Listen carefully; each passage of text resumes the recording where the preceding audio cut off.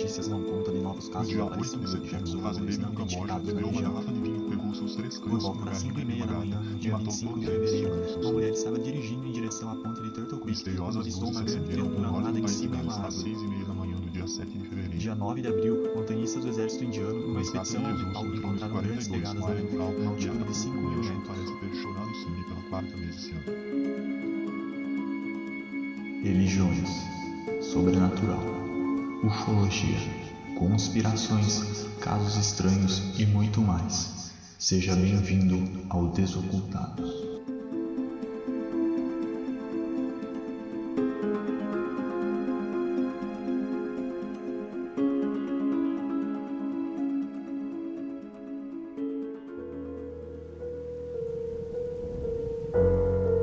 E Desocultados, aqui quem tá falando é o Wellington. E aqui o Gustavo. Estamos indo aí pro 3º episódio de Relatos Sobrenaturais. Esse episódio tem uns relatos um pouco diferentes dos de antes, né? Esses relatos são um pouco mais extensos e um pouco mais completos. Acho que tem uma riqueza de detalhes bem melhor. Esses relatos, né, eles estão um pouco mais bem feitos do que os outros, até porque a gente pegou num site, né, que era um site próprio para isso, né, um site próprio para relatos, né, que é um site que era gerenciado, assim, entre aspas, pelo nosso colega Diego, né, e ele forneceu pra gente alguns arquivos, né, alguns relatos antigos. É um site antigo que não existe mais, né, existiu na época aí do final do milênio, aí, início dos anos 2000, né, um site que funcionava nessa época, mas já se extinguiu aí faz bastante tempo. Mas como o Diego tem os arquivos, ele acabou passando algumas coisas pra gente, alguns relatos bem interessantes aqui, e a gente vai estar compartilhando aí com vocês e fazendo os comentários exatamente como a gente sempre fez nesse formato, né, dando nossas opiniões e tentando estabelecer aí realmente o que aconteceu nas histórias dessas pessoas, né. Então fica o agradecimento ao Diego por ter passado esses relatos pra gente. E vamos pro primeiro, o Gustavo vai começar hoje. Isso aí, vamos lá.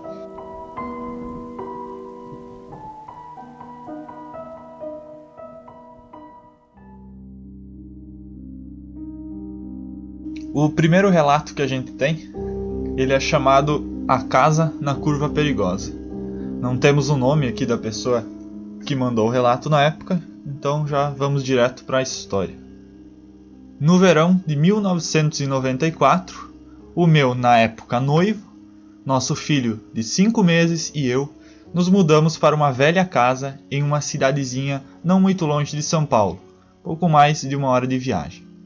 A nossa casa ficava bem do lado de uma curva muito perigosa de uma estrada local.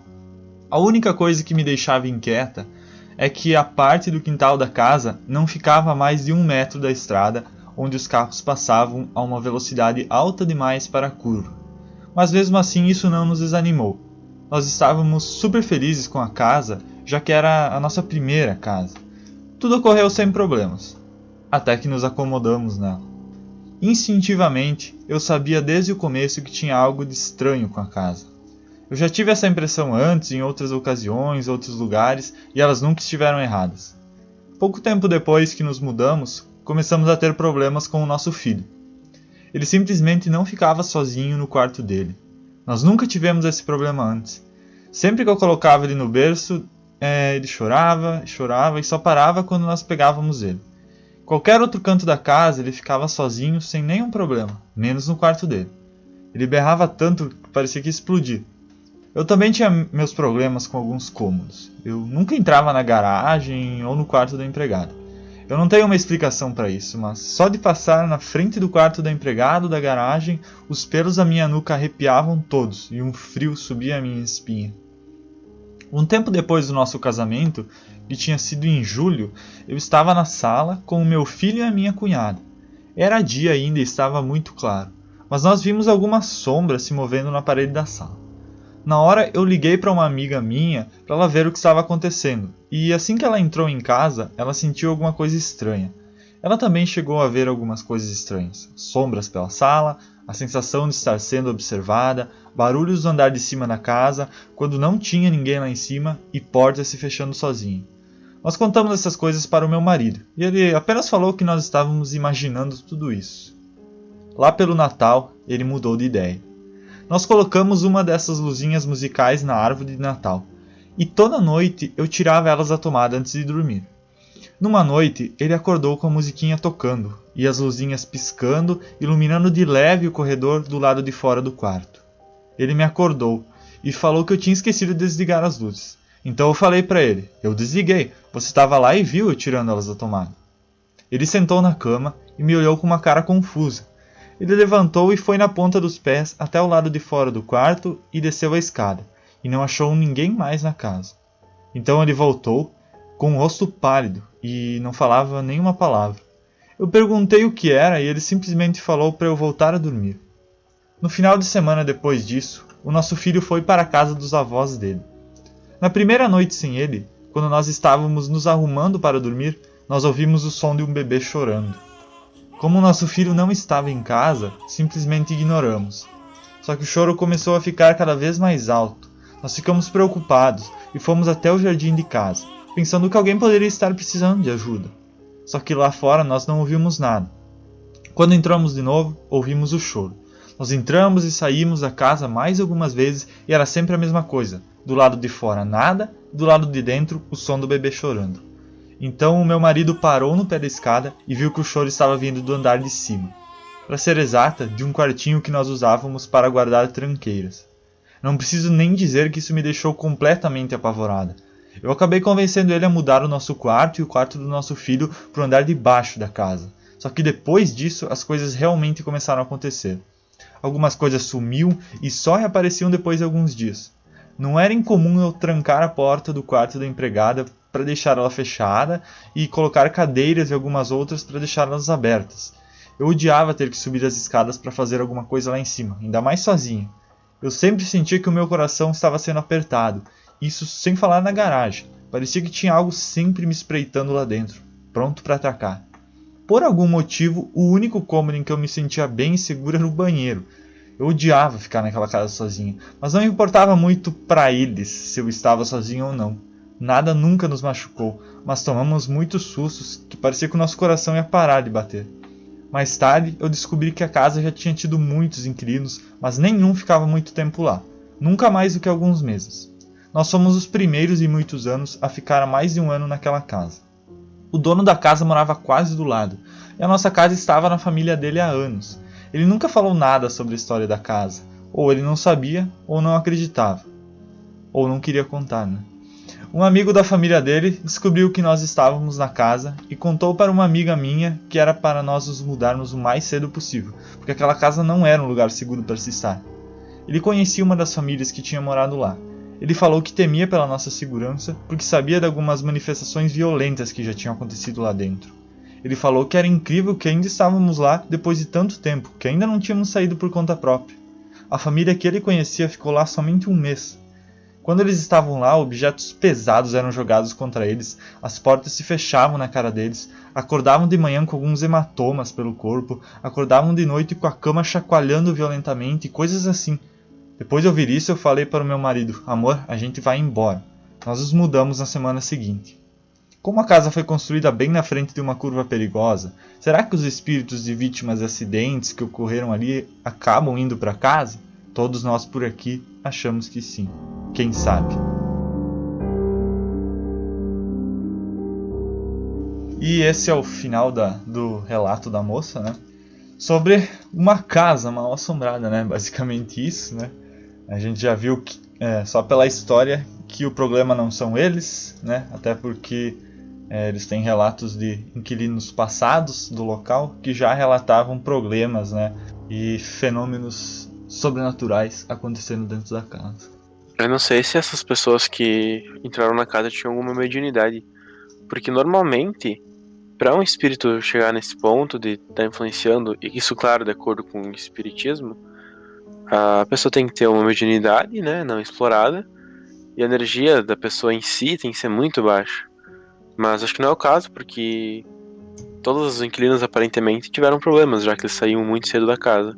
Ou talvez eles tinham apenas a sensação de que lá não era o lugar para eles ficar e ir embora. Não especifica muito bem se as outras pessoas que estiveram ali tinham o mesmo problema, né? Mas aparentemente é o que acontece. Uma coisa que eu que ficou uma lacuna na história é porque o próprio nome da história, né, é A Casa na Curva Perigosa. Só que em nenhum momento a pessoa que escreve, né, que relata a história, ela fala se de fato ocorreram acidentes e que culminaram em mortes de pessoas naquela curva. Tudo bem, a curva era perigosa, existia chance de ocorrer acidentes ali, mas pelo jeito não aconteceu nenhum acidente enquanto eles estavam morando lá, senão ela com certeza teria mencionado. E pelo jeito ela também não sabe se aconteceu antes. Só que no final ela chega à conclusão de que ela acha que os espíritos, né, que estavam dentro da casa são de pessoas que morreram naquela curva. Só que ao mesmo tempo ela não fala se isso de fato aconteceu. Então fica essa lacuna na história. Não dá para saber se ocorriam acidentes lá. Vamos considerar que ocorriam acidentes. Pode ser realmente, né, que fique um ponto muito negativo, né, ali naquela região, né, que abrange a casa, porque são vítimas de mortes fatais, né, de mortes, como é que eu posso dizer, mortes repentinas, rápidas, né? A pessoa não tem tempo de assimilar que ela faleceu, né. Então realmente a gente sabe de outros relatos que tem esse mesmo padrão, né? Locais onde as pessoas morrem de forma brutal, de forma inesperada, elas acabam ficando ali e persistem naquele local até elas assimilarem que elas não estão mais nesse plano, né? No plano físico. Outra coisa que me chamou a atenção, apesar de não ser tão importante quanto essa lacuna, é porque ela não insistiu nada do marido dela ter chegado depois que desceu as escadas, voltar pálido. E ela simplesmente, ele falou pra voltar a dormir, ela simplesmente obedeceu e voltou a dormir. Eu não acho que ela ia ficar quieta assim, tipo, beleza, ok, não é nada. Então, ou por que ela não contou, ou omitiu essa informação, talvez, né? Talvez eles viram alguma coisa e seja uma coisa tão aterrorizante a ponto de que eles não queiram comentar pra não chamar essa coisa pra si de novo. E talvez seja isso que acontece também com o dono do local, né? De ser uma coisa tão absurda e tão ruim que eles não comentam porque ela não quer se envolver. Porque precisa vender a casa, né? Dificilmente vai mencionar isso para futuros inquilinos, né? Porque, certeza, né? Se ele mencionar que existem coisas estranhas acontecendo na casa, ele nunca vai conseguir alugar ela, né? Então é natural que ele não mencione também, né? Mas... também não sei como deve estar essa casa hoje, porque é de 94, então passaram mais de 20 anos, né? Sim. Uma coisa que se percebe, né, nesses fenômenos é como o fenômeno em si ele escala, né? Ele começa com pequenas coisas, né? Primeiro você encontra objetos fora do lugar, alguma porta que bate sozinha, né? E você acha que é o vento, mas você percebe que acontece direto. E a coisa vai escalando até o ponto que você começa a ver sombras, até o ponto... E nem ali no caso deles não chegou, né? Mas dos outros inquilinos que eles ficaram sabendo, até as próprias camas chacoalharem, né? Então, os fenômenos de poltergeist, eles costumam ter esse escalonamento, né? Eles ficarem cada vez mais fortes, começarem com coisas simples e se tornando cada vez mais intensos, né? O que muito influencia nesses casos é também o próprio estado emocional da família que está na casa, né? Pelo que ela descreveu ali, a relação dela com o marido, né, com o filho pequeno ali era uma relação harmoniosa. E talvez isso tenha contribuído para que nunca tenha acontecido nada de grave com eles. Famílias anteriores que moraram ali, pode ser que elas já tinham uma relação entre eles que não era muito legal, o clima emocional na casa não estava muito bom, e isso auxiliava a tornar o fenômeno ainda mais agressivo, ainda mais violento, né? Uma coisa que eu acho que pode fazer com que aconteça esse escalonamento é o fator medo também, né? Você vai se tornando cada vez mais suscetível a vislumbrar as aparições, né, e os eventos, porque tu vai estar sentindo cada vez mais medo, porque cada vez você fica mais preocupado, e isso vai gerando uma tensão que faz com que a tua energia, de uma forma geral, se torne muito negativa, né, muito baixa. E isso faz com que aconteça cada vez os fenômenos mais fortes, né? Pode ser que seja isso também.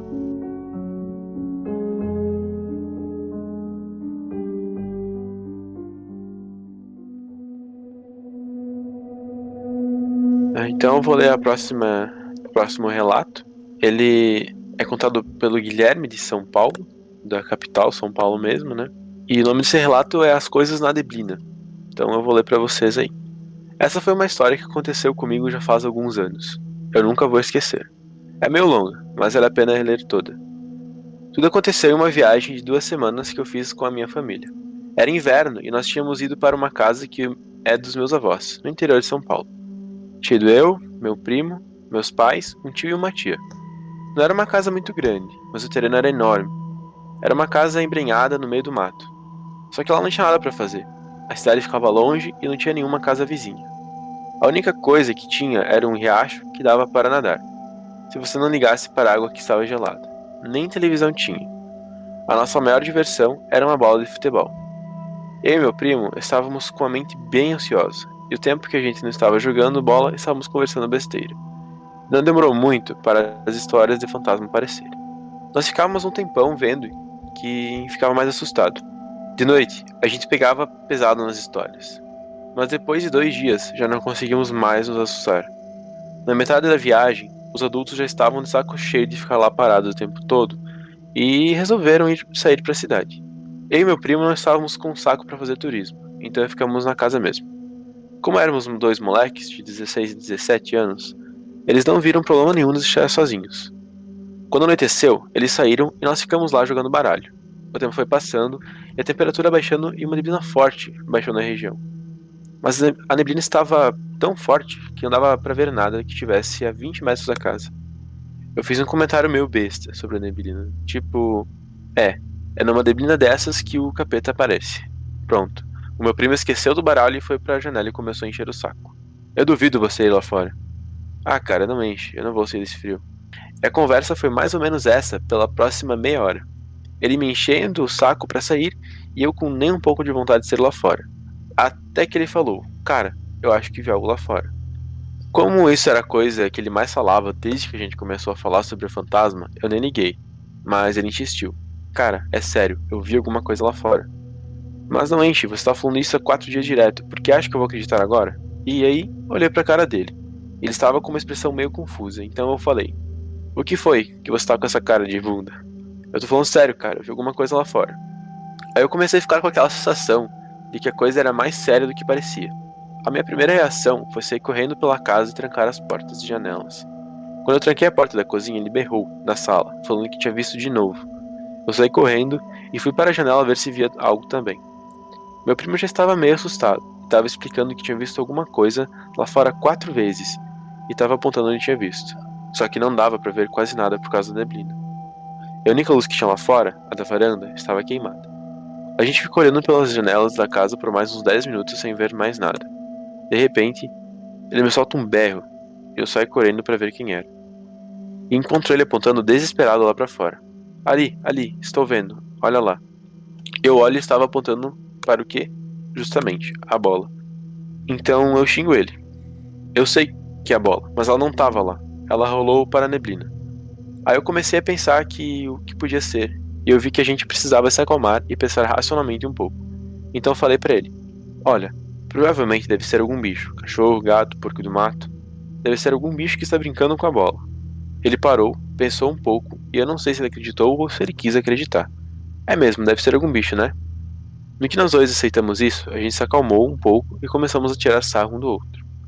Falando sobre que era o demônio, o Saci Pererê que ia puxar nossos pés à noite, e com isso a gente se acalmou bastante. Foi quando eu lembrei da bola. Acho melhor a gente pegar a bola. Se for um cachorro, provavelmente vai sumir com ela e acabou uma das únicas coisas que a gente tem pra fazer aqui. Ele olhou pra mim com um sorriso que ia de orelha até a orelha e falou, então vai lá pegar. Eu olhei pra ele, pra bola, olhei de novo pra ele e pra bola sozinha lá fora. Quando olhei pela janela não vi nada. Então, eu vou. Você que é o mundo, fica aí choramingando na janela. Eu abri a porta e saí. Fui andando até a bola, olhando pros lados na maior atenção. Só senti aquele frio na espinha. Eu cheguei na bola, peguei ela, e quando ia virar pra voltar, eu vi uma espécie de chiado. Quando eu olhei na direção do barulho, vi uma coisa que parecia estar abaixada em 4 patas. Eu pensei que fosse o gato, e xinguei ele. Quando eu ia virar para ir embora, aquilo levantou e ficou em pé nas 2 patas, de trás. Olhou para mim, se curvou um pouco, como se fosse pular em cima de mim, e soltou um gemido meio estranho. Eu taquei a bola com tudo naquilo e saí correndo o mais rápido que pude para casa. No que eu estava na metade do caminho, comecei a ouvir aquilo correndo atrás de mim, e parecia que tinha mais 2 indo pelo lado. Eu entrei correndo na casa sem olhar para trás e bati a porta com tudo. De repente eu ouço 3 batidas na porta, como se alguma coisa estivesse batendo nela. Eu tranquei a porta e fui para o outro lado da sala. Então olhei para meu primo e falei, o que foi que bateu na porta? O que foi que bateu na porta? Sei lá, você se jogou pra dentro e eu olhei pra você. Não vi o que foi que bateu. O que aconteceu? Ele olhou pela janela e deu um berro e pulou pra longe da janela. E que ele fez isso, a gente correu pro quarto, trancou a porta e ficou longe da janela, que estava fechada. Ele pediu o que era aquilo. Eu olhei pra cara dele e não conseguia falar. No resto da noite, a gente ficou quieto. Ele não falou mais nada e nem eu. Quando os adultos chegaram, a gente já estava dormindo. No dia seguinte, a gente não falou nada pra eles. Quando eu saí, eu vi a bola murcha do outro lado da casa. Quando peguei ela, tava toda rasgada e tava fedendo muito. Tava com cheiro de carniça. Eu mostrei a bola pro meu primo. Ele perguntou o que tinha acontecido comigo lá fora na noite anterior. E eu falei. E perguntei o que ele viu na janela depois que entrei. Ele falou que lá fora estava meio escuro e não tinha dado para ver nada direito. Mas que viu duas coisas na frente da porta e uma já virando a esquina da casa indo para a lateral. Das que tinham ficado na porta, uma estava tentando empurrar a porta e a outra olhou para ele e mostrou os dentes. Eram todos tortos, pareciam que estavam podres. E aquela coisa parecia um homem pequeno, mas com uma cabeça meio desproporcional ao corpo, um pouco maior, e era meio marrom. Depois que ele viu o bicho, ele berrou e pulou para longe da janela. Nós não falamos para ninguém o que tinha acontecido, porque ninguém acreditara mesmo. A bola eu joguei no meio do mato depois, nunca mais vi ela. O resto da viagem, a gente não desgrudou dos nossos pais, e sempre que começava a ficar escuro, a gente entrava dentro de casa. Depois que fomos embora, nunca mais quisemos voltar para lá. Nas outras noites, não vimos nada lá fora. Será que eles aparecem só com a neblina?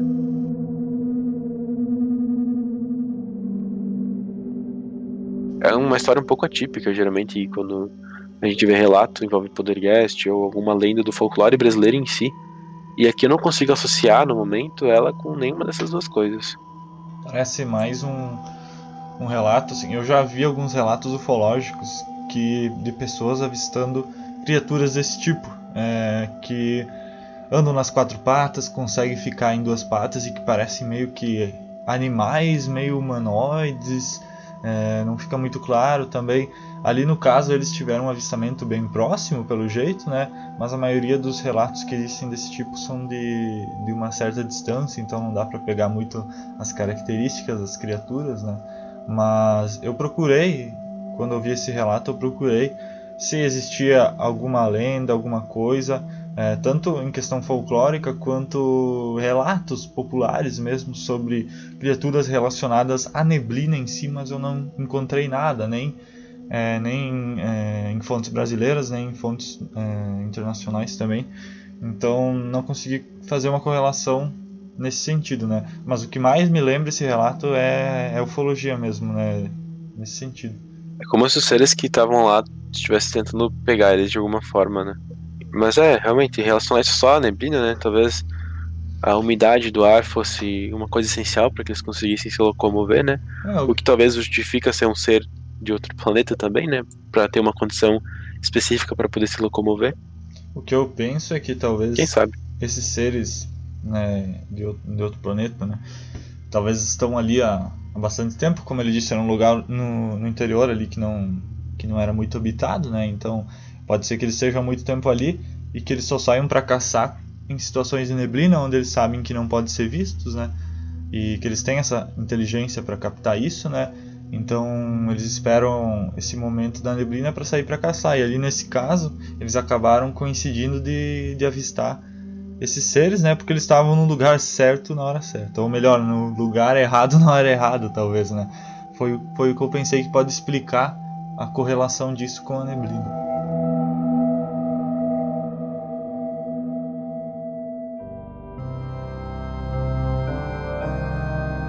A próxima história que a gente tem aqui, ela se chama Na Penumbra e foi mandada por um cara chamado Davi. Toda vez que eu penso nessa história, eu sinto arrepios, mesmo depois de todos esses anos. Eu me lembro daquela noite como se fosse ontem. Isso aconteceu há quase 16 anos atrás. Eu tinha acabado de tirar a minha carteira de motorista e tinha pegado o carro do meu pai pela primeira vez. A minha namorada e eu estávamos animados para ir em uma festa de um amigo nosso, no sábado à noite. Eu estava mais do que nervoso dirigindo o carro, já que eu mesmo quase sempre morria quando eu tentava sair com ele, depois que parava e estacionava. Era começo de maio, mas o ar ainda estava quente e a lua crescente estava amarelada. Havia nuvens escuras e chuva no horizonte e elas estavam se aproximando. Fomos para a festa e nos divertimos bastante. Ficamos até bem tarde. Quando a festa acabou e o nosso amigo despachou todo mundo da casa dele, nós fomos embora, mas ainda não sentindo vontade de voltar para casa. Nós ficamos dirigindo pela cidade, procurando algum lugar para ir, já que eu estava bem animado por poder dirigir à vontade. Acabamos parando perto da escola onde estudávamos quando crianças. Nós não estávamos muito longe de onde morávamos, então nos sentimos seguros ali, e não nos preocupamos com as nuvens chegando cada vez mais perto. Eu parei o carro no estacionamento atrás da escola e então fomos para o playground próximo dali. O lugar ficava em um grande gramado, com um velho poste ao centro, que mesmo durante o dia permanecia ligado. Nós dois nos sentamos nos balanços e ficamos conversando por muito tempo, só falando besteira e às vezes trocando beijos. Então começou a chover, mas era uma garoa bem fina, agradável até, visto o vento quente no local. Mas depois de uma hora havia chovido o suficiente a ponto de deixar o chão embaixo de nós totalmente lamacento. Por isso tomávamos cuidado para não tocar com os pés no chão, sentados nos balanços. Aliás, esse é um detalhe importante para o decorrer da história. Então parou de chover e tudo ficou quieto, e nós já estávamos bem cansados a essa altura. Eu olhei para ela para falar para irmos embora e ela já estava olhando para mim. Nesse momento, um movimento atrás da gente chamou a nossa atenção. A uns 50 metros mais ou menos, alguma coisa estava rastejando no chão, na penumbra, um pouco depois do alcance da luz da lâmpada do poste. Nós dois ficamos olhando aquilo em horror, sem falar nada. Nós ficamos olhando enquanto aquela coisa rastejava na nossa direção, sempre ficando na penumbra. Tinha uma forma humanoide, era escuro e não usava roupas. Estava deitado sobre a barriga, os braços estavam largados ao lado do corpo, juntos da cintura. Mas o mais assustador, além do fato de estar se movendo na nossa direção, era o modo como ele se movia e como as pernas dele se comportavam. Aquilo rastejava para frente sem mexer nada além dos pés. E as pernas, se você olhar a estrutura normal do joelho humano, eles dobram para trás. Os dessa coisa eram ao contrário, eles dobravam para frente. Imagine como se você estivesse deitado no chão, com a barriga para baixo, os braços juntos ao corpo e os seus joelhos apontados para cima ao invés de estarem encostados no chão. Nós ficamos olhando aquilo por mais alguns segundos. Nós dois tínhamos parado de respirar e o único som que ouvimos era o da água escorrendo e pingando de algumas árvores que tinha por lá. Aquela coisa se moveu para mais perto da luz e levantou a cabeça. Então eu vi que haviam apenas 2 buracos negros onde os olhos deveriam estar. A minha namorada e eu pulamos os balanços para a grama molhada e corremos para o carro que estava a uns 15 metros de lá. Teve alguns segundos de pânico enquanto eu não conseguia fazer o carro pegar, sem querer olhar para frente. Eu não queria ver aquilo chegando perto, eu não queria ver aqueles joelhos anormais dobrando do jeito errado e eu não queria ver aqueles olhos negros. Eu estava com medo de fazer o carro morrer enquanto eu engatasse a primeira e de não conseguir fazer ele pegar de novo. Eu fiquei com a cabeça baixada olhando a direção, então o motor do carro pegou e eu consegui fazer o carro disparar a noite adentro. Eu fui até a casa da minha namorada e de lá eu liguei para os meus pais e contei o que aconteceu. Eles deixaram eu ficar lá, mesmo sem ter acreditado muito na história, com ela e a mãe dela, até o sol nascer em algumas horas. Nós esperamos e contamos para a mãe dela o que tinha acontecido para passar o tempo, só que ela acreditou na história e ficou muito assustada também, enquanto os meus pais acharam que devia ser alguém querendo nos assustar. Quando o sol nasceu naquela manhã de domingo, nós dirigimos de volta para lá com a mãe da minha namorada, para ver se aquilo ainda estava lá. Só que dessa vez nós fomos armados. A mãe da minha namorada tinha uma arma. Só que não tinha nada lá. Nós olhamos todo o campo e não achamos nada. Quando nós fomos dar uma olhada nos balanços onde estávamos sentados antes, achamos um monte de pegadas de pés grandes. Eu caçava 42 e as pegadas eram maiores que os meus pés, deviam ser tamanho 47, 48 e descalços. Elas estavam dando voltas nos exatos balanços onde nós tínhamos sentado. Nós dois estávamos de sapato enquanto estávamos nos balanços, e como eu disse antes, tomamos muito cuidado para não pisar na lama. E nós não ficamos dando volta nos balanços com essas pegadas, e essas pegadas foram a única coisa que encontramos. De vez em quando, sempre que eu me sinto mais corajoso, eu volto para aquele campo do lado da escola tarde da noite, mas nunca sozinho. Eu fico sentado na minha caminhonete, parado ao lado do campo, com o farol alto ligado, procurando alguma coisa de estranho na área, mas eu nunca mais vi aquela coisa de novo.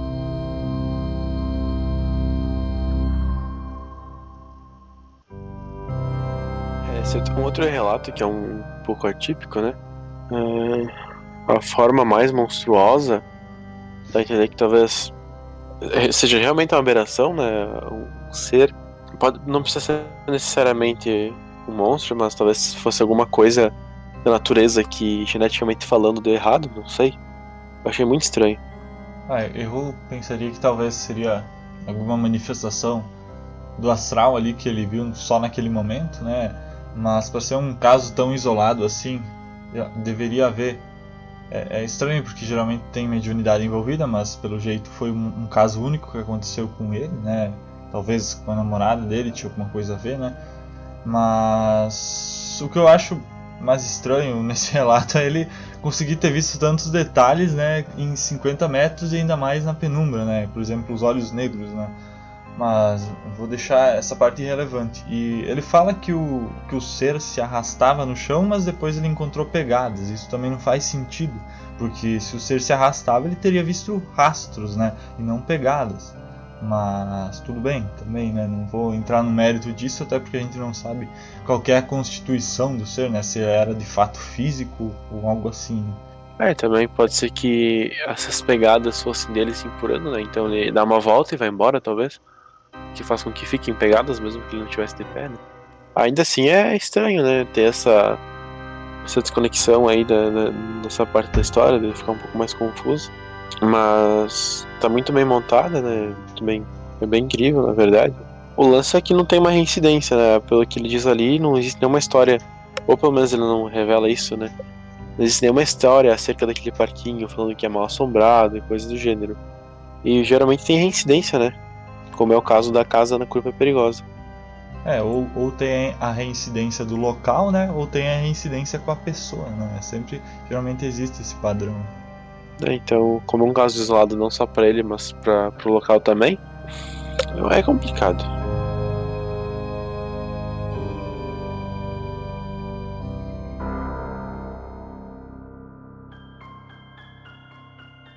Bom, a próxima história que eu vou contar conta a história também de uma casa.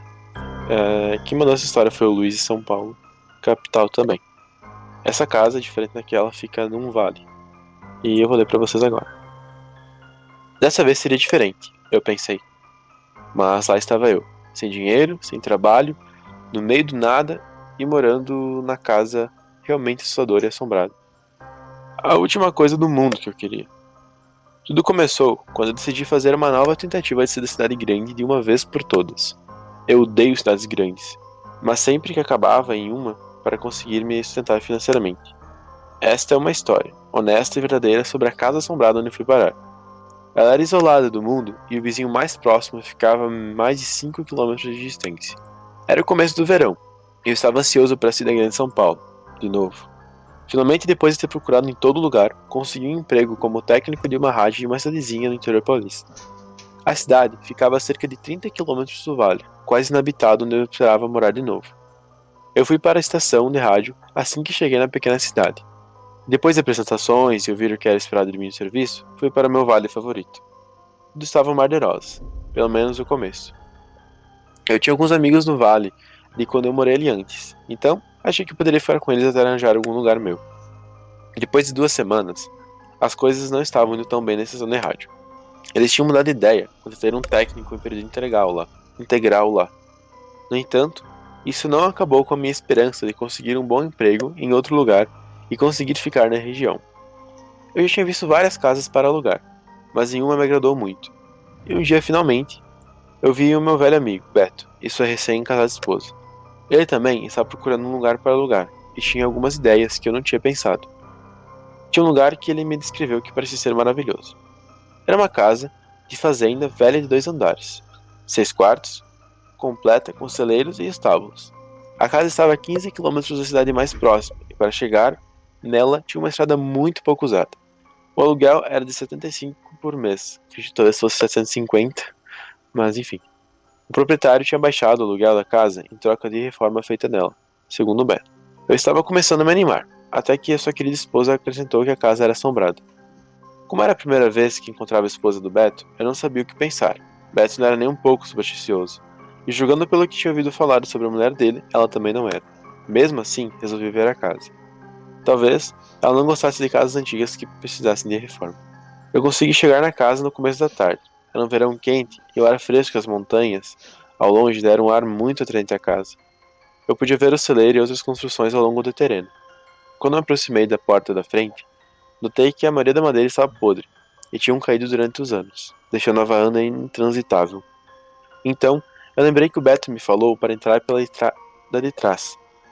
E fui lá para trás e entrei na cozinha, pensando como seria bom morar em uma casa de fazenda. Lá dentro, eu fui recebido pelo som de uma torneira vazando. Eu fui para a pia e tentei, em vão, desligar a torneira. Isso só piorou as coisas. Começou a sair mais água. Então, decidi deixar isso para lá e continuar a minha visita. A cozinha era gigantesca, do tamanho de muita sala, com um teto bem alto, com armários grandes e portas de vidro. Depois de ter olhado a cozinha e a fria despensa, com a entrada do lado da cozinha, eu continuei para a sala de estar. A sala de estar devia ser umas 2 vezes maior que a cozinha, com um teto igualmente alto. Eu estava cada vez mais empolgado. Saindo da sala, entrei em um corredor, que levava para a parte da frente da casa. Do lado esquerdo do corredor tinha o único banheiro da casa. Continuando pelo corredor, tinham 4 quartos, sendo que 3 tinham janelas que davam para a frente da casa e 2 tinham portas para fora da casa, que davam para a varanda. Eu ficava cada vez mais ansioso por morar naquela casa, quanto mais eu olhava ela. Tanto que eu até tinha esquecido o comentário que a esposa do Beto tinha feito. Depois de ter feito o tour pela casa, pela parte de baixo, eu subi para ver o andar de cima. A casa originalmente tinha sido construída com 4 quartos e o banheiro e a cozinha, e a sala e a parte de cima, que pegava metade da casa, tinham sido construídas posteriormente. A casa dava para um corredor que ia de uma ponta à outra da parte de cima da casa. Na esquerda do corredor tinha um pequeno quarto, depósito, com material de construção e alguns restos de madeira. Para a direita tinha uma porta que dava para o quarto com porta, maçanetas, janela, lustre, tudo no estilo antigo, meio colonial. Eu estava pensando que era uma casa maravilhosa. Agora, eu estava indo em direção a outro quarto, no final do corredor, que estava com a porta fechada. Quando abri a porta e entrei, notei que o quarto tinha sofrido reformas recentemente, com papel de parede e tudo. Então, finalmente começou. Quase que imediatamente, quando entrei no quarto, eu não me senti muito confortável. Parecia que a minha cabeça tinha parado de funcionar. Apenas alguns momentos olhando a casa, parecia que era um sonho vendo a realidade. Mas, no entanto, assim que entrei nesse quarto, eu não sentia nada. Só a impressão de que tinha alguém me olhando à minha direita, que era a frente da casa.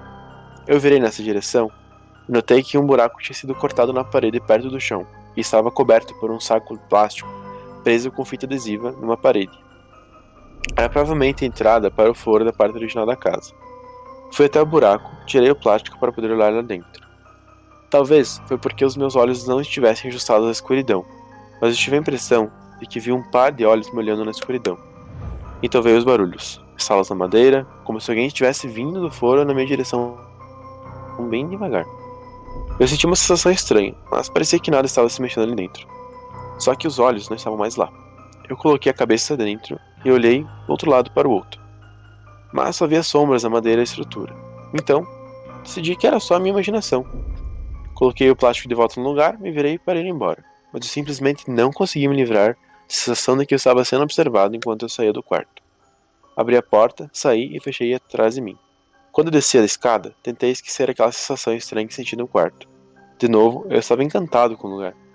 Eu fui para a cozinha e saí da casa, e me afastei uns 30 metros da casa e dei uma boa olhada em volta, pensando como ia ser bom morar em um lugar como aquele. Subitamente, eu senti que estavam me observando de novo. Olhei na direção de onde vinha a impressão, e era bem uma entrada de ar que tinha na lateral da casa onde ficava o foro da parede. Eu não conseguia esquecer e ignorar aquela sensação, não importava o quanto eu tentasse. Depois que eu voltei para a cidade, acabei esquecendo a parte esquisita da visita e só podia pensar na parte boa, e de como eu tinha gostado do lugar. Mas eu realmente não estava muito afim de me mudar para lá sozinho. Então eu coloquei isso de lado por um tempo. Alguns dias depois, recebi um telefonema avisando que meu irmão e um amigo dele estavam vindo me visitar. Eu sabia que meu irmão queria sair da cidade tanto quanto eu. Ele sempre falava em vir para o interior morar comigo. Quando ele chegou, me falou que o amigo dele ele queria ficar comigo o verão todo, finalmente. Era a minha chance de mudar para a casa que eu tinha visto. Meu irmão concordou em dividir o lugar comigo depois de que eu falei sobre o lugar. Nós falamos com o dono da casa e depois levamos a minha mobília, guardada em um depósito desde minha última tentativa de morar na área. Eu escolhi um dos quartos de baixo, do lado do banheiro. A primeira noite foi bem calma. Depois do terceiro dia, depois de não ter encontrado emprego nenhum, Meu irmão e seu amigo me falaram que estavam indo embora e volta para a capital. Então lá estava eu, morando numa casa gigantesca, sozinho e que era potencialmente assombrada. Os barulhos geralmente aconteciam por volta das 11 da noite. No começo só ouvia algo aranhando nas paredes e pensei que poderiam ser ratos. Depois de alguns dias, eu comecei a ouvir passos fortes no andar de cima. Era como se alguém estivesse arrastando algo por aquele quarto estranho no andar de cima. Eu lembro de colocar minha orelha contra a parede para ver se o barulho vinha mesmo da casa. E realmente vinha. Como eu tinha um aparelho de som, simplesmente aumentava o volume o suficiente para não ouvir os passos que vinham do segundo andar. Geralmente ficava acordado até não poder aguentar mais de sono, entre 1 e 2 da manhã. Isso era acordando toda noite. Depois de várias semanas vivendo assim, fui falar com um amigo, Diogo, de São Paulo, que também estava tentando fugir da cidade grande. Como ele estava procurando um lugar para ficar, ofereci um dos meus quartos, e ele aceitou na hora. Tendo 5 quartos para escolher, ele pegou o que ficava no andar de baixo, perto da escada da parte da frente da casa. Na manhã seguinte, ele me perguntou algo muito interessante. O que eu estava fazendo andando para lá e para cá no andar de cima na noite anterior? Falei que não tinha subido lá em cima na noite anterior. Ele não acreditou e falou que eu fiquei andando no quarto em cima do quarto dele. Mas eu falei que em cima do quarto dele não tinha nada, só o forro.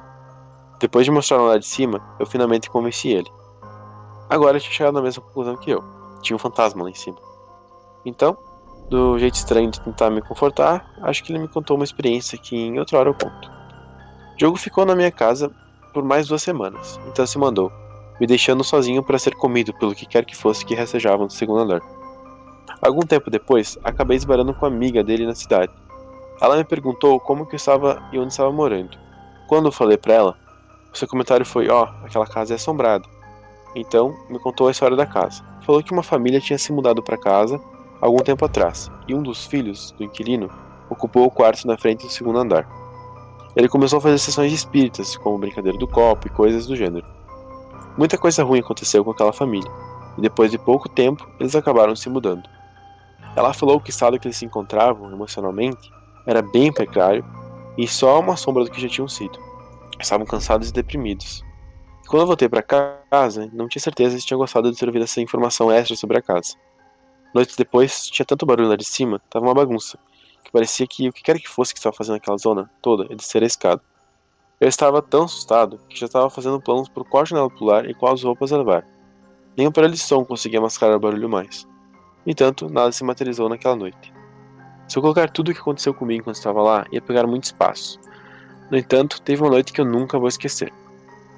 A única tomada de telefone que tinha na casa estava na sala de estar, que ficava embaixo daquele quarto.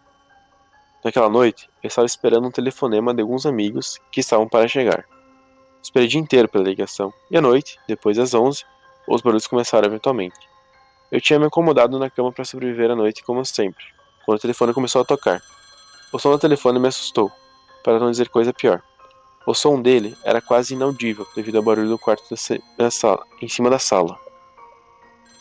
Eu me levantei e fui para o corredor escuro e acendi a luz. Quando eu cheguei na sala de estar, onde eu deixava a luz acesa sempre, atendi o telefone. Era um dos meus amigos ligando. Tentei parecer calmo, mas o tempo inteiro, enquanto eu estava no telefone, eu só podia ouvir passos do quarto de cima. A todo segundo, eu esperava ver algo correndo na escadaria abaixo, mas nada aconteceu. Até meu amigo do telefone percebeu que tinha algo errado. Como já é de se esperar, eu nunca consegui um emprego estável, então fui forçado a mudar. Eu coloquei toda a minha mobília em um dos quartos da frente, com permissão do dono da casa, e me mandei lá. Depois de vários meses, quando fui voltar para casa pegar minhas coisas, perguntei pro atual inquilino se ele estava gostando da casa. Era um inquilino antigo, policial da PM, e me falou que estava gostando sim. Demorou um pouquinho para ele pegar confiança em mim e desabafar. Ele eventualmente me contou que uma noite ele ouviu um barulho no andar de cima e viu que, evidentemente, alguém tinha entrado na casa, no quarto da frente. E estava praticamente destruindo ele. Embora, em escalar uma parede lisa e entrar pela janela do segundo andar fosse quase impossível, ele me contou que pegou a lanterna, a arma carregada e subiu para ver quem era. Assim que ele abriu a porta, o barulho parou. Ele olhou o quarto vazio inteiro, com a janela fechada e trancada por dentro. Então, foi dar uma olhada no forro pelo buraco. E ele entrou lá dentro e foi uma ponta a outra e não viu nada. Assim que ele voltou pro quarto e deu mais uma examinada, ele chegou à mesma conclusão que eu tinha chegado quando eu me mudei para lá. Ele então me falou que uma noite, já era tarde, ele estava vendo TV na sala. E ele e a mulher viram uma aparição, uma névoa, com o formato de uma pessoa, mas nada muito definido. Desceram a escada, passou por eles na direção da frente da casa e entrou em um dos quartos. Ele foi ver o quarto depois, mas não viu nada. Eu só voltei lá mais uma vez depois, 2 anos mais tarde. Depois de ter falado a história para um amigo no carro enquanto estávamos passando pelo vale. Nós fomos para uma das cidades que tinham por lá. Paramos no supermercado para comprar comida e fomos ver a casa. Tinha acabado de escurecer. Quando nós chegamos, fomos para a porta de trás e eu vi que não tinha alguém na casa. Uma das pessoas que estavam com a gente era uma mulher religiosa. E ela colocou a mão na porta e começou a rezar. Todos nós ouvimos quando os pratos, panelas e a mesa da cozinha começaram a vibrar e chacoalhar. Depois foram as janelas e portas que começaram a tremer junto com o resto que estava tremendo.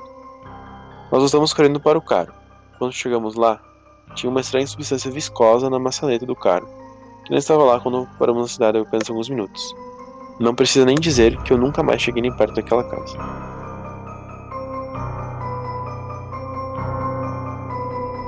Nossa, cara, eu não vou editar essa parte, cara.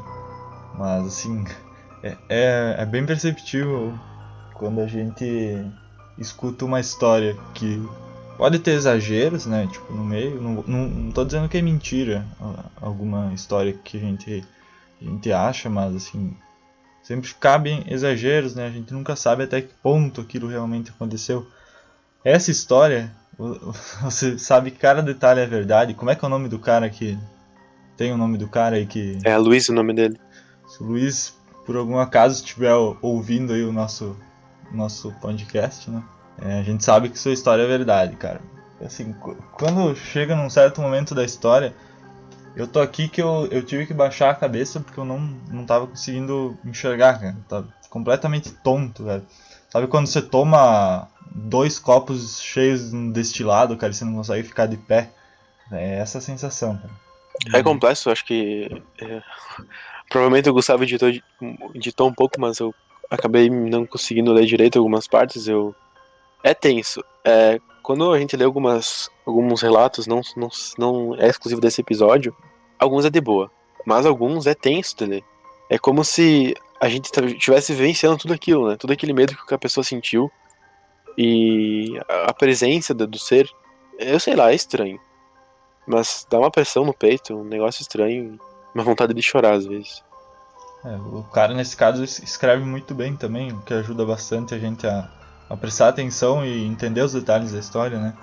Mas assim, comentando sobre o que ele falou, se você for algum dia comprar uma casa ou alugar uma casa, e você, na hora que você for ver, você não se sentiu bem lá dentro, você sentiu que alguma coisa está errada, não compre, não alugue, busque outro lugar, porque se você teve essa impressão, é certeza que isso só vai piorar quando você realmente se mudar para o local.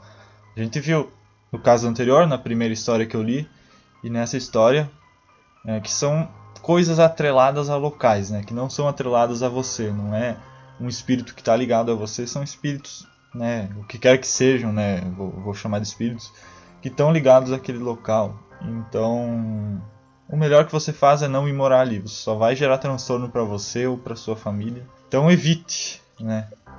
Se não tiver escolha, faça algum... Independente da sua religião ou o que você acredita, né?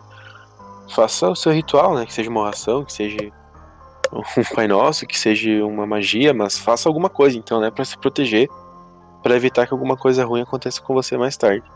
Não necessariamente física, mas principalmente emocional, né? Acho que quando a gente passa por certas experiências emocionais, a gente fica muito debilitado, e ainda mais nessa situação, né? De coisas tremerem, de passos, de barulho, deve ser muito agonizante tu passar toda a noite por isso e não ter escolha de sair da casa por um breve período, né?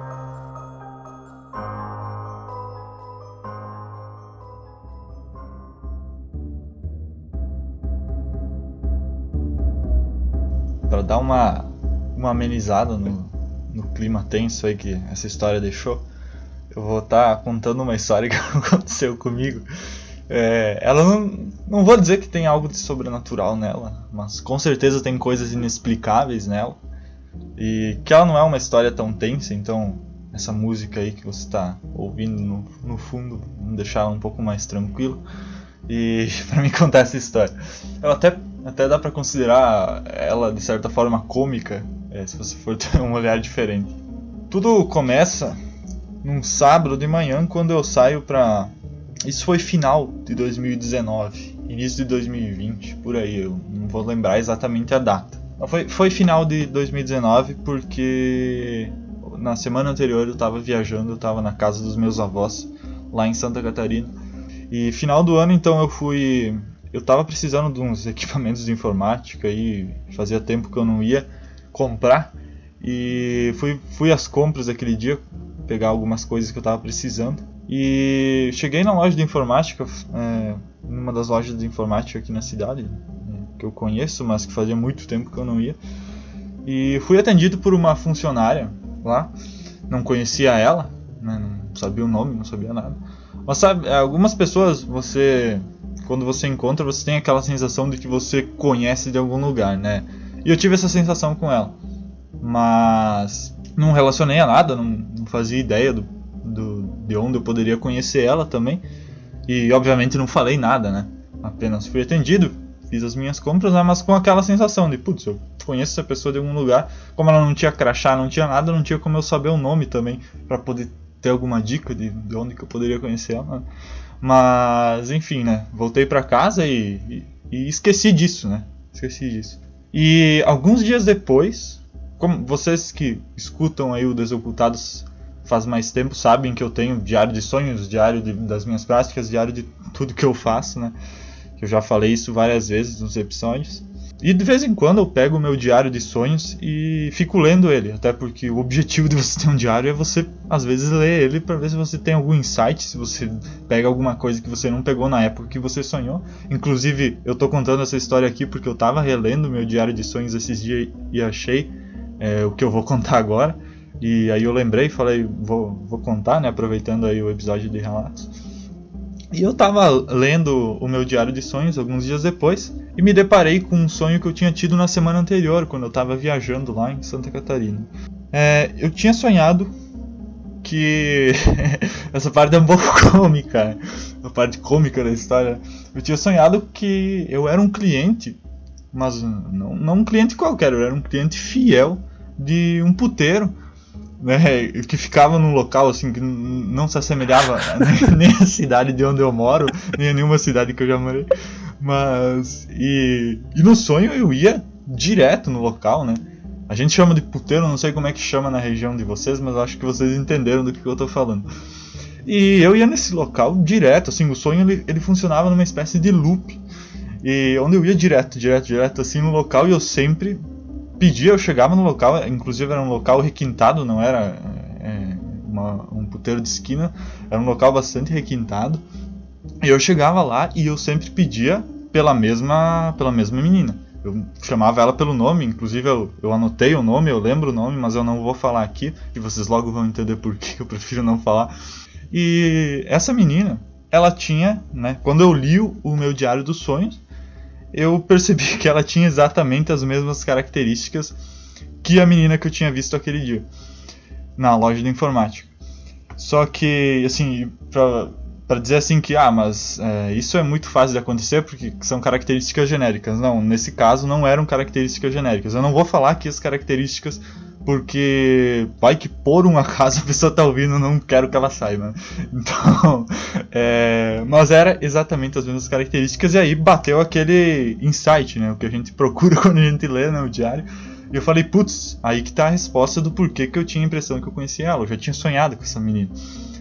E como eu disse, no meu diário de sonhos, eu tinha o nome dela, né, porque eu chegava no local e eu pedia, eu quero a menina tal.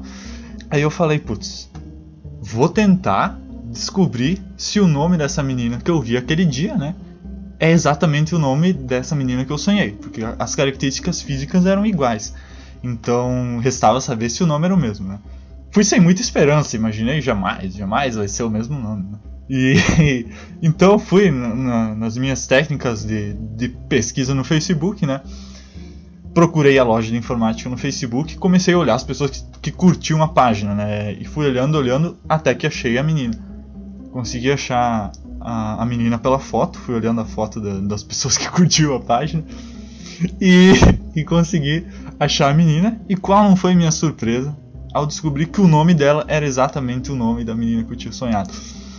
Então, eu contei pro Wellington na época, eu não sei se ele lembra que eu contei essa história pra ele. E, como eu disse, não é nada sobrenatural, não é nada assustador, mas com certeza é algo que é difícil de explicar. De como que esse tipo de coisa acontece, né? Pode ser tudo uma grande coincidência, mas não deixa de ser um caso curioso. E até pra quebrar um pouco o clima de terror aí das histórias, fica aí o meu relato.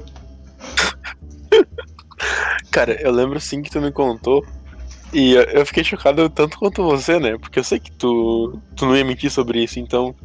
Cara, é muito bizarro. Porque não é nem uma questão de, tipo, vidas passadas. Tu sonhou com a guria, tipo, nessa vida. Ela tem essas características e esse nome nessa vida. É ainda mais bizarro.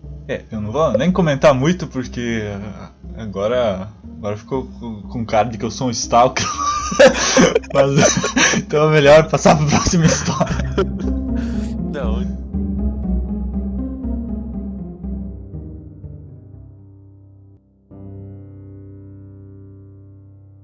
Tá, eu pensei em contar um relato meu, mas aí eu fiquei com um pouco de medo de contar, pra ser sincero. Não me senti muito bem em fazer isso, então vou ler um outro relato que o Diego passou. O nome desse relato é A Coisa Macaco, e quem mandou foi a Joyce, que é da Bahia, Salvador. Eu não sei se isso qualifica como uma história de fantasma, mas foi algo bem assustador. Isso aconteceu com meu tio há alguns anos atrás. Ele era um alcoólatra e geralmente passava os finais de semana de ressaca. Em um certo fim de semana, ele estava de ressaca e com uma gripe muito forte. Então foi dormir no sofá da sala. Quando acordou, do nada, sentiu que tinha alguém olhando ele, mas não tinha mais nada na sala. Ele estava quase dormindo, quando olhou para a varanda do apartamento e notou alguém lá fora. A pessoa tinha uma forma humana, mas quando ele olhou para o rosto da pessoa, quase morreu de susto. A coisa tinha um corpo humano, mas o rosto era de um macaco. E o pior de tudo foi que aquilo apontou para ele e falou: "Eu vou pegar você." Ele ficou tão assustado que saiu correndo da sala e foi chamar a minha tia. Mas, é claro, quando ela foi lá ver, não tinha mais nada lá fora. Ela achou que ele estivesse vendo alguma coisa sob efeito da bebedeira na noite anterior. Esse meu tio morreu um ano depois, de cirrose no fígado. Minha tia ainda estava de luto quando o irmão do meu tio e uma mulher deles foram visitar ela, que por acaso o irmão do meu tio também era alcoólatra. Nessa noite ele dormiu no sofá, que fica na frente da sacada. Ele também sentiu alguém olhando ele, e quando olhou para a sacada, também viu aquela criatura horrorosa com o rosto de macaco. Ela não estava acreditando no que estava vendo, então se virou para acender a luz, mas a criatura desapareceu depois que se virou para a sacada. No dia seguinte, ele contou para minha tia o que tinha acontecido, e ela começou a chorar. Falou que o marido dela tinha visto a mesma coisa. O irmão do meu tio viu isso como um aviso para ele parar de beber. Um ano depois, ele ainda está sóbrio, não chegou a beber nenhuma gota de álcool e fala que foi graças àquela criatura com o rosto de macaco. Então aí vemos uma criatura do além que é um benfeitor, na verdade, né? Essa história aí, ela tem um fator interessante, né? Que pelo menos, na pior das hipóteses, serviu para alguém parar de beber, né? Então, pelo menos ficou um ponto positivo aí. E assim, é comum, né? Pessoas que têm certos vícios, né? Que são vícios mais extremos, né? Ali ela falou que uma coisa é beber, né? A outra é ser de fato um alcoólatra, ter a situação da bebida incomodando na sua vida, né? Fazendo com que você seja prejudicado de diversas formas. E é comum que certos espíritos se acoplem em você no caso desses vícios, né? Para se alimentar deles também. Espíritos que eram alcoólatras durante a vida e que passaram, né? Desencarnaram e não conseguem nem depois da própria morte se libertar do vício. Então eles acabam se apegando a pessoas que também têm esse vício em vida e ficam ali se alimentando delas. O que ele pode ter visto pode ser uma manifestação de um espírito ou de uma amálgama de espíritos desse tipo, né? Mas a questão de vou pegar você, não sei o que pode significar também. pode ser uma manifestação de um espírito desse tipo, de estar se comunicando dessa forma, né? Não seria improvável também, mas não acredito que passe de algo além disso, né? A história não é tão complexa que nem as outras, é um pouco mais simples, né? Acho que talvez são pessoas simples mesmo. Ainda assim, é relativo, né? Tu vai ver o cara, ambos são alcoólatras, né?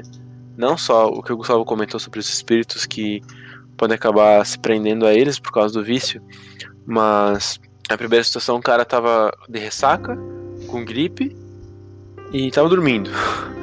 Então eu não me admiraria se esse cara tivesse tido apenas uma alucinação. E no segundo caso, pode ser que aquele outro cara também tinha ouvido essa história e acabou tendo a mesma alucinação. Né? Geralmente existe esse tipo de acontecimento, né? Que é, eu conto uma história pra você e depois de um tempo você acha que a história é sua e você acaba contando pra mim, mas é diferente. De qualquer forma, é o que a gente diz sempre, né? Eu não posso dizer que isso se é isso ou não, mas é uma hipótese, né? Pra explicar esse fenômeno também.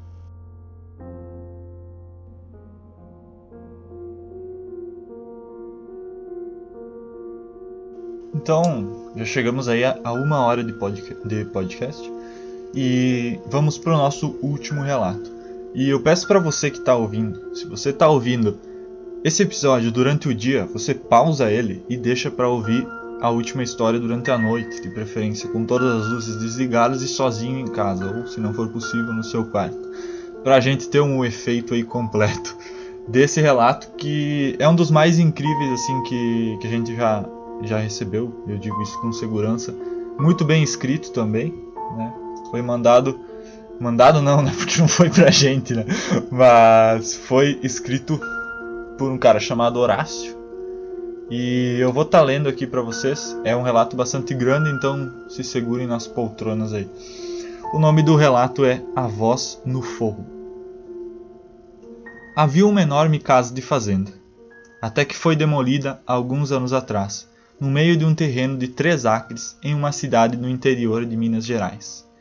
Na época, esse terreno pertencia aos avós da minha esposa, que o compraram na primavera de 1982 com a intenção de construir uma casa em uma das pontas norte do terreno, onde tinha a estrada.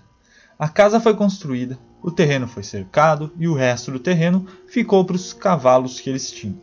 Depois de pensarem na ideia de reformar a velha casa de mais 60 anos e transformarem ela em uma casa de hóspedes, eles simplesmente decidiram usá-la como depósito. No verão de 97, a minha esposa e eu recebemos um convite dos seus avós para passar alguns dias na sua casa no sítio. Então fizemos as nossas malas e partimos de Juiz de Fora para uma viagem de 3 horas, ansiosos por passar um fim de semana em um lugar calmo, rústico e relaxante. Só para deixar claro, eu sempre tive uma fascinação pelo paranormal, mas o meu interesse é focado nos aspectos mais mundanos do paranormal. Livros e filmes de terror, suspense, ocasionais documentários de TV. Já a minha esposa Larissa, por outro lado, sempre teve um interesse mais sério e ativo no assunto. E como resultado de seu passado de caça-fantasmas, ela tem uma coleção de fotos que ela mesma tirou de espíritos para complementar a sua audioteca de FVE, ou Fenômenos das Vozes Eletrônicas, mais conhecidos como EVP, né? EVP em inglês. O fenômeno de fotos de fantasmas, uma coisa que está por aí desde a invenção da própria câmera fotográfica, é algo que, para minha mente prática e racional, pode ser facilmente confundido com a dupla exposição, acidental ou não, do filme, o reflexo da luz, pingos de água nas lentes da câmera, enfim, um monte de coincidências. Mas o que realmente me chama a atenção são as gravações que ela tem. Algumas das anomalias que eu ouvi nas fitas podem facilmente ser algo terreno confundido com algo paranormal, mas ainda há algumas que uma mente racional tem que admitir que está além da compreensão e de uma explicação plausível. Enfim, apesar de ter lido e ouvido sobre essas ocorrências, eu nunca tive nenhuma experiência pessoal com o paranormal, não até aquele fim de semana. Nós chegamos na cidadezinha na sexta-feira à noite, e após conversar um pouco e depois algumas xícaras de café com os avós dela, decidimos ir para o quarto. Eu estava deitado na cama falando com a Larissa, ainda não conseguindo dormir, e é claro que o nosso papo acabou se voltando para a velha casa, apenas uns 50 metros de onde estávamos. Era a primeira vez que eu ia lá, e estava completamente seduzido, tanto quanto pela aparência antiga e a beleza decrépita da velha casa, quanto pelo seu ar de tristeza e melancolia. Eu falei para Larissa como ela parecera assustadora sob a luz da lua cheia quando nós chegamos, e como seria o cenário perfeito para uma das histórias de assombração que eu gostava tanto de ler nas noites escuras de inverno. Eu perguntei como era por dentro, mas ela me falou que não sabia, nunca tinha entrado. Eu achei isso estranho, a minha esposa tinha um apetite voraz por tudo que parecia assustador. Era normal ela desbravar cemitérios e outros locais com potencial de assombração à noite, armada apenas de uma lanterna, um gravador e uma câmera fotográfica. A resposta dela foi simples. Meu avô nunca me deixou entrar. Ele tem medo que o teto desabe em cima de mim. Com isso, a minha curiosidade foi saciada. Mas no café da manhã, na manhã seguinte, a pequena sementinha de curiosidade que eu tinha plantado na cabeça da Larissa estava agora viva e crescida, com vontade de ser saciada. E ela comentou o assunto com o avô dela. Ele falou, é um lugar perigoso, tem morcegos no forro e eu não quero você xeretando lá dentro. Isso era tudo que ele estava disposto a falar sobre a casa. E mudou rapidamente o assunto, perguntando se gostaríamos de andar de cavalo depois do café da manhã. Você teria que conhecer a minha mulher para saber como isso não iria acalmar a curiosidade dela, e como ela pode ser insistente quando quer algo, para entender a minha surpresa quando ela simplesmente esqueceu do assunto. Uma hora depois, indo para o estábulo para um passeio de cavalo pela manhã, ela olhou para mim com um brilho nos olhos e me falou que nós iríamos investigar a casa velha, assim que o avô dela fosse para a cidade fazer as compras. Eu recebi isso como alguém que acaba de ser informado que vai ter um dente arrancado, mas eu sabia que não ia adiantar contrariar ela, e simplesmente concordei. Afinal era melhor do que deixar ela ir sozinha. A última coisa que eu queria nesse pacífico fim de semana era uma esposa mal-humorada, ou pior ainda, mal machucada. O sol estava bem acima de nós e estava muito quente enquanto nos aproximávamos da porta da velha casa, enquanto os avós dela estavam na cidade. Eu hesitei na soleira da porta, olhando por cima do ombro, para ter certeza de que não ouviríamos nem um sermão no jantar por termos entrado naquela casa. Mas Larissa entrou direto, sem se preocupar com nada. Eu a segui, tropeçando em uma cela de cavalo que estava abandonada na frente da porta do lado de dentro da casa.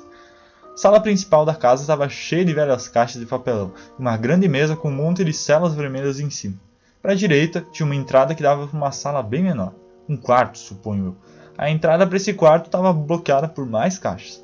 Mais para frente à esquerda tinha uma passagem menor ainda, com um lance de escadas indo, presumidamente, para o forro da casa.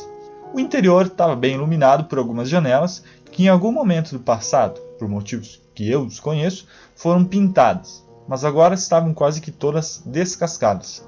A primeira coisa que eu notei foi como os ocupantes anteriores tamparam os buracos das paredes com o que parecia ser jornal velho. Vendo mais de perto, eu vi estar certo e as datas dos jornais iam até 1930. Larissa, tendo notado os pedaços de jornal velho amassados nos buracos da parede, estava tentando desamassar um pedaço grande que estava falando sobre a Revolução Paulista de 1932. Ela me chamou e nós ficamos maravilhados vendo aquele pedaço de história. Eu estava sem palavras, vendo o uso de algo assim para tapar buracos, quando ouvimos o barulho acima de nós. Lembrando agora, eu gostaria de estar com uma câmera de vídeo naquele momento para gravar a minha reação. Eu dei um pulo que parecia que o meu esqueleto ia sair de dentro de mim, e saí correndo a abrir um buraco na parede com o meu formato, igual um desenho animado, apesar de eu querer ficar calmo. Mas os meus pés deram somente um passo para trás, antes de voltarem a me obedecer e ficarem parados ali. Nós estávamos olhando para cima agora, para a madeira escurecida pelo tempo no teto. Eu comecei a murmurar, você ouviu isso? Quando Larissa me interrompeu com um shh e um aceno de mão. Um silêncio absoluto imperou naquele lugar por uns 30 segundos, até que eu falei de novo num sussurro. Pode ser que os morcegos e que o seu avô falou, vamos embora. Mas ela não se mexia. Eu já ia começar a reclamar de ter uma caça-fantasma como esposa quando eu vi de novo, dessa vez mais claro, não acima de nós, mas em direção ao fundo da casa. Morcegos vão, pensei comigo mesmo, eles não andam. Imediatamente nossas cabeças viraram para a passagem na esquerda, passagem que tinha a velha escada que levava para o forro. Eu perguntei para ela se ela achava que podia ser um gato, ou se podiam ser os morcegos finalmente caindo de onde estavam dormindo, por causa da temperatura de quase 40 graus. Mas o seu silêncio só serviu para me deixar mais apreensivo. Foi quando veio a terceira batida, chegando a soltar poeira do teto, seguindo de um barulho mais baixo, que parecia ser algo sendo arrastado pelo chão do forro. Isso foi a gota d'água para mim. Eu segurei firmemente o braço de Larissa e falei, vamos. Mas eu conheço a minha esposa. Eu sabia que só isso não ia adiantar. Ela sussurrou com seus olhos ainda fixados nos 3 primeiros degraus da escada que subia para o forro. Parece que tem alguém lá em cima. Eu não sei quantas outras pessoas, mas eu não levo uma boa afirmação desse tipo. Nessas circunstâncias, tudo que tenha qualquer semelhança com as famosas frases dos filmes de terror. Eles estão vindo para te pegar. Eu espero nunca ouvir essa. Eles estão aqui. Me fazem sair correndo feito um condenado. Mas eu acho que preferia ter ouvido algo assim ao que eu estava para ouvir. Algo que a minha mente racional até hoje tem problemas para lidar. Algo que eu não irei esquecer pelos próximos 100 anos. A voz era suave, macia e baixa, abafada pelas tábuas do teto que nos separava do fogo. Daniel, é você? No momento, nós estávamos na casa abafada e meio escuro. No próximo estávamos na forte luz do sol com a brisa nos nossos rostos, enquanto corríamos pela grama de volta para outra casa. Foi rápido assim. Que quer que tenha sobrado de corajoso em mim naquele momento, tinha decidido me abandonar depois de ter ouvido aquela voz. Larissa também tinha chegado no seu nível de tolerância. Um fato importante é que meu nome não é Daniel, o avô dela não se chama Daniel, e nenhum de nós conhece alguém chamado Daniel, mesmo sendo um nome bem comum. Uma coisa estranha é que você acha que depois que está fora de perigo, já que estávamos em perigo, assim que a adrenalina baixa e a segurança do mundo real à nossa volta a se abater sobre nós, a primeira coisa que você faria seria sentar em algum canto e falar sobre o que acabou de acontecer, ou o que você acha que acabou de acontecer. Mas não, nós não falamos nada, nenhuma palavra, foi como se nada tivesse acontecido naquele dia. Só de noite, na cama, sem poder dormir, é que falamos sobre o assunto de novo. Ela falou sobre o assunto como se estivesse caminhando em ovos, achando que eu falaria para ela esquecer e não falar mais sobre isso. Mas eu acho que depois de ter saído da situação, eu consegui lidar com ela com mais facilidade. Eu falei para Larissa o que eu achei ter ouvido, depois arranjei um monte de explicações plausíveis para o que poderia ter sido, indo desde as nossas obturações terem capturado uma estação de rádio próxima, até uma antiga vitrola que poderia estar guardada lá depois de 50 anos, tocando uma música que nós confundimos com uma voz fantasmagórica vindo do além. Era muito mais fácil acreditar nisso do que achar que poderia ser um fantasma.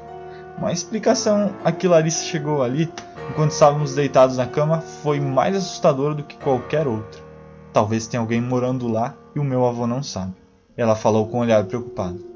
A ideia me deu arrepios na espinha, com imagens de fugitivos de algum hospício ou prisão se arrastando na propriedade de alguém na calada da noite.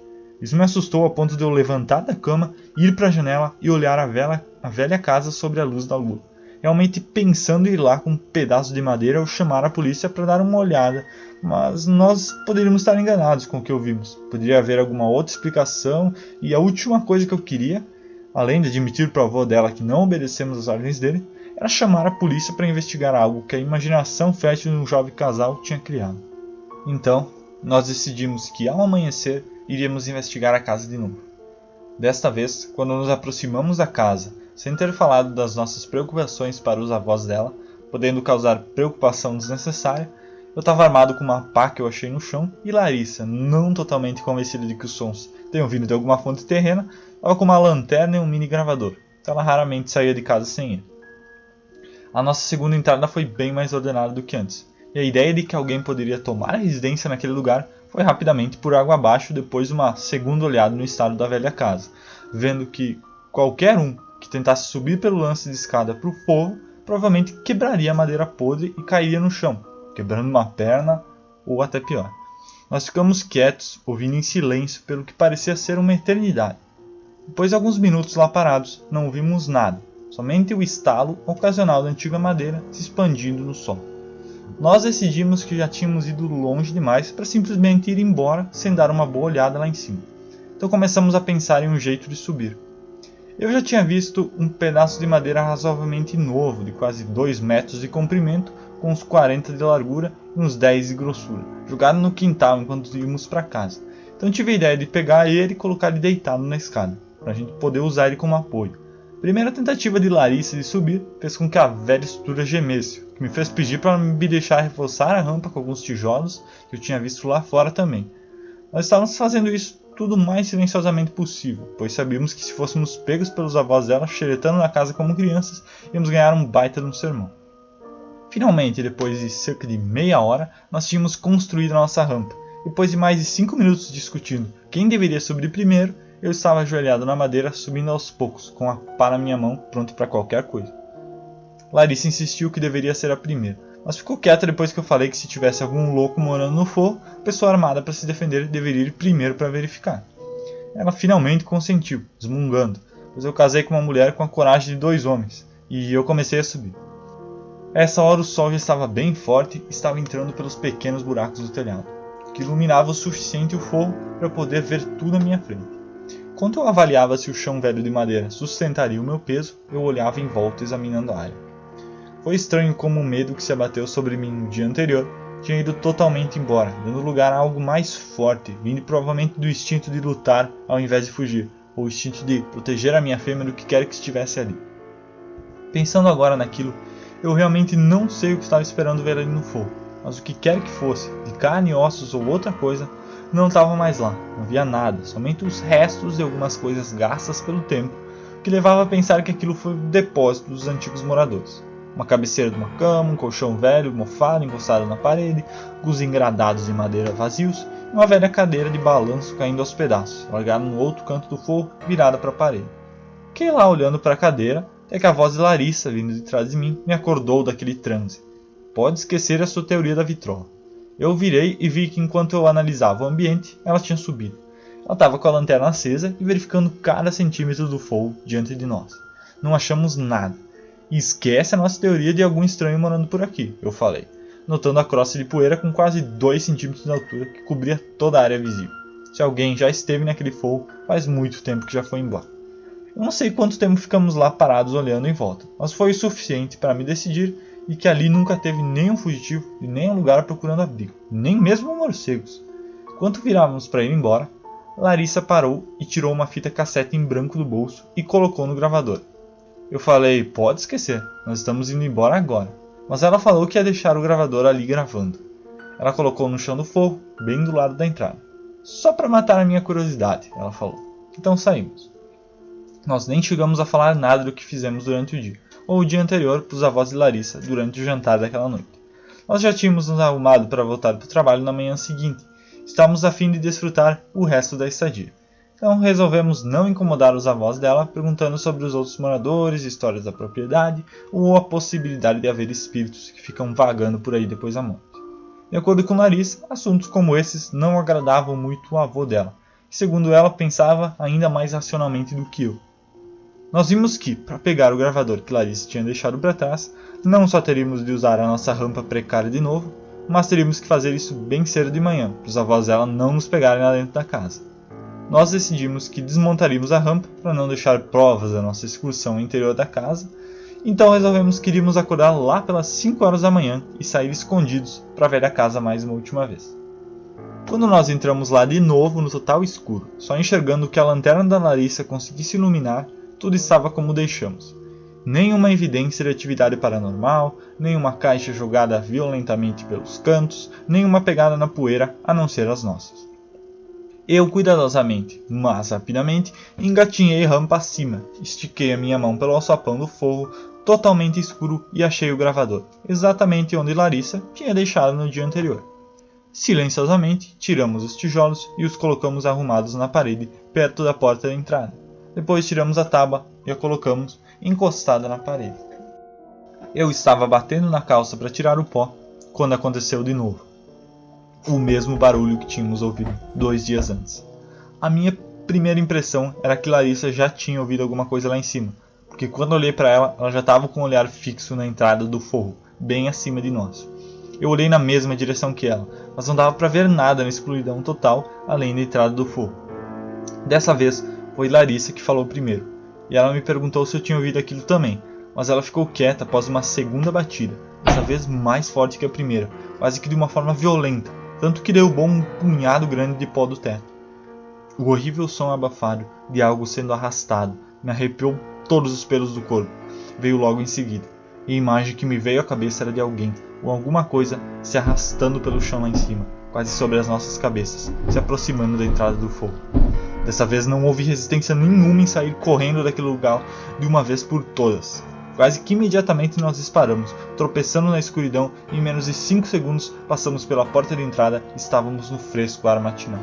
Mas no fundo da nossa memória, instantes viram uma eternidade, e impressões podem virar uma forte lembrança que pode durar a vida toda, pois enquanto passávamos pela porta da velha casa pela última vez, nós ouvimos a voz de novo, dessa vez mais perto, vindo do topo da escada onde estávamos há apenas alguns segundos, dessa vez mais clara, áspera, mais sombria, nos chamando, e as exatas palavras dessa vez foram: Daniel, eu vi você. No tempo que levou para correr a metade da distância entre a velha casa e a casa dos avós de Larissa, os 50 metros, eu consegui me controlar e diminuir o meu passo para um andar rápido, às vezes olhando sobre o meu ombro para casa para me assegurar de que tudo estava bem e que tudo estava calmo e não havia nada nos seguindo. Larissa tinha parado a uns 15 metros na porta da cozinha e estava examinando o gravador mais de perto. Estava desligado, ela falou. Parou na metade da fita, como se alguém tivesse desligado ele de propósito. Eu tentei convencê-la de que talvez as pilhas tinham acabado, mas ela simplesmente apertou o botão de rebobinar e o gravador voltou à vida. Demorou apenas alguns segundos para a fita voltar toda, e quando ela estava para apertar o play, a porta da cozinha abriu e a avó dela estava ali de pé, de roupão. O que vocês dois estão fazendo acordados tão cedo? Ela perguntou. Só estávamos nos despedindo dos cavalos, né? Larissa respondeu calmamente. E logo estávamos dentro da casa de novo, tomando café da manhã. Logo que acabamos o café, colocamos as nossas malas no carro, nos despedimos e pegamos a estrada, o tempo inteiro observando a velha casa. Quando pegamos a estrada principal, Larissa tirou o pequeno gravador do bolso e tocou a fita. Eu achava que não ia ter nada nela, mas assim que nós andamos por cerca de uns 3 km, eu parei o carro no acostamento e desliguei o motor, para poder ouvir melhor a gravação. O primeiro som que tinha na fita eram as próprias palavras de Larissa, só para matar a minha curiosidade. Então, o som da madeira estalando e o som dos nossos passos enquanto saímos da casa. 5 minutos com a fita rodando e nada, apenas silêncio, eventualmente interrompido pelo som da casa expandindo e contraindo sob o sol. Mais 5 ou 6 minutos e um som de um caminhão passando pela estrada perto da casa. Então mais silêncio. Quando a fita estava para chegar no ponto onde o gravador tinha sido desligado, eu ouvi algo. A primeira impressão que eu tive foi de que parecia alguém respirando, devagar e pesado. Eu estava abrindo a minha boca para falar, para Larissa parar a fita, voltar e tocar de novo. Eu tinha ouvido algo, quando percebi que o som estava ficando mais alto. Pela cara que ela estava fazendo, deu para notar que eu não estava ouvindo coisas. Ela também estava ouvindo. O que veio depois fez a minha espinha gelar. A respiração estava ficando mais alta, e apesar de não dar para ouvir o som de nada se movendo, deu a impressão de que algo estava chegando perto do microfone. Eu fiquei completamente assustado com o fato de que aquele mesmo gravador que Larissa estava segurando com suas mãos trêmulas agora estava tão próximo, e poderia até ter sido tocado pelo que quer que fosse que estava fazendo aquele barulho. A respiração sumiu de repente e se seguiram 10 segundos de silêncio. Não apareceu nem o som da madeira estalando e nem de nenhum carro na distância. Então o canto começou.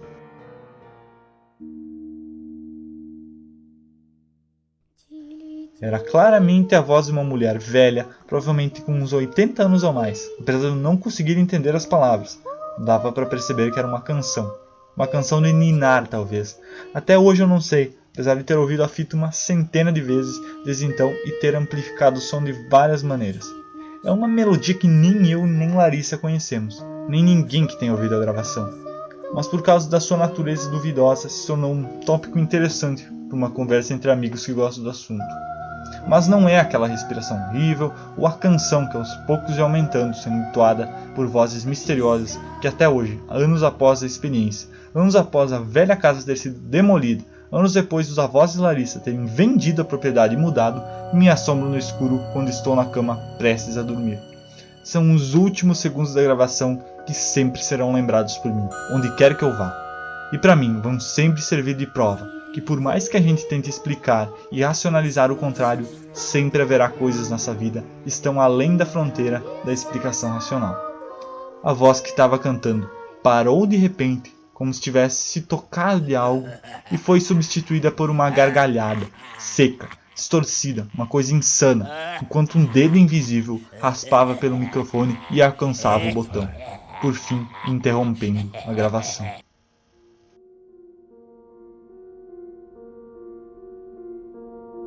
Tem como vocês podem ver, uma história bastante longa, bastante detalhada, mas justamente essa riqueza de detalhes que faz ela tão incrível, tão interessante, né? E, putz, eu não tenho nem muito o que comentar, acho que é uma história bastante completa. É uma história que não deixa lacunas, né? Você realmente vê tudo que eles passaram, né? Todas as perguntas que eles mesmos se fizeram, né? E como eles desenvolveram isso nessa experiência deles, né?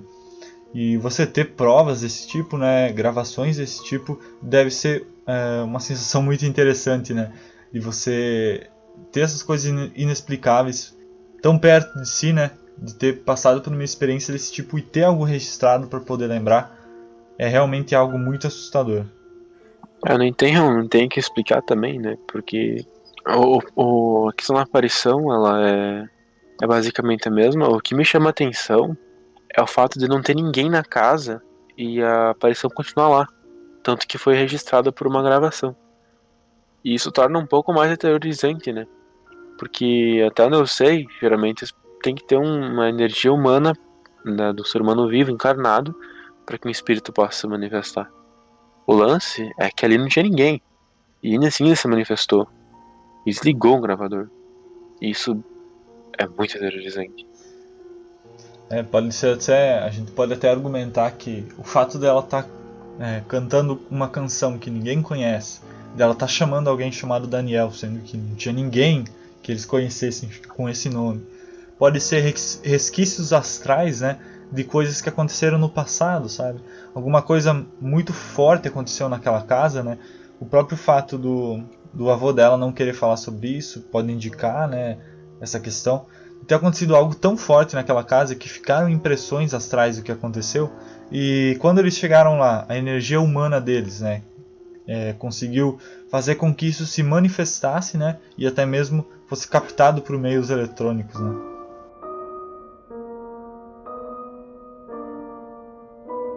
Então vamos ficando por aqui, né?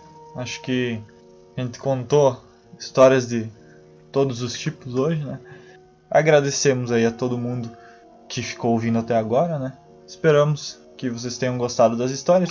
Se você tiver algum relato também, nos envie pra gente ler, pra gente poder comentar, pra gente poder transformar num episódio. Novamente agradeço e me despeço e até o próximo episódio. É isso aí, muito obrigado se você ouviu até aqui, se você gostou. Se tiver sua história pra contar, manda pra gente lá no desocultados@gmail.com ou pelo Instagram, @desocultados, e a gente vai contar com muito carinho e dar a nossa, entre aspas, análise. É isso aí, até a próxima. Valeu!